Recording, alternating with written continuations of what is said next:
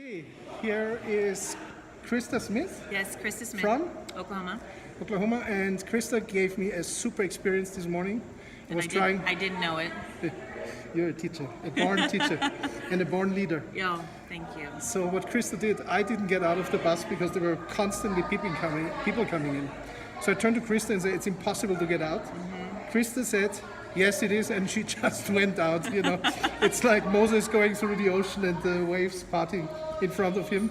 And I followed Christa and I thought, "Wow, way to go! You're a leader." Just facing, I love when something hits you and you're afraid. When you recognize what it is that you're afraid of, what's the worst that could happen. And sometimes it's, well, I could die, or they could die, or they will not like me anymore, or they'll ignore me. So you think of what the worst that could happen, and then you look at that worst thing and you look at it and you say, if that's the worst that can happen, I will still be okay tomorrow. And then you do it anyway. So this was very minor.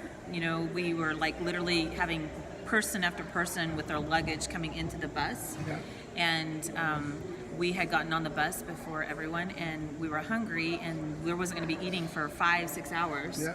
And so I stood up thinking, I've got to go get food, and I got to take care of myself. And you were like, it's impossible. And I said, yes, let's go. And we did. Yeah.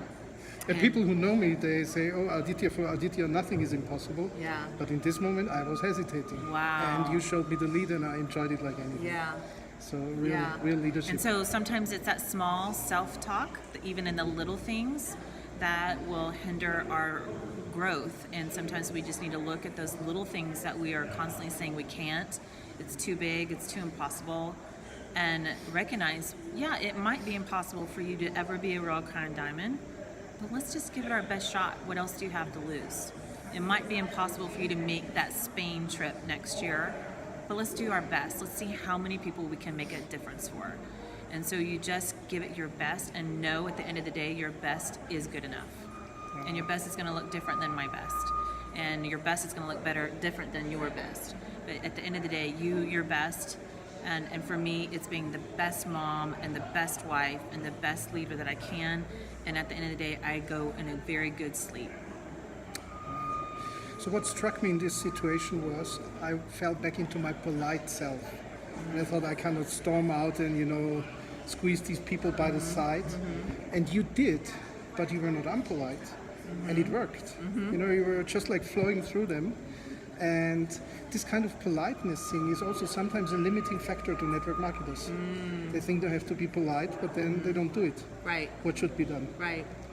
Wow. So you're saying that you can be confrontational. Yes. And you can be against the grain, but you can do it in being sweet and cordial and polite in doing it. Yeah, it was like the ocean was parting in front of you, and you just walked in.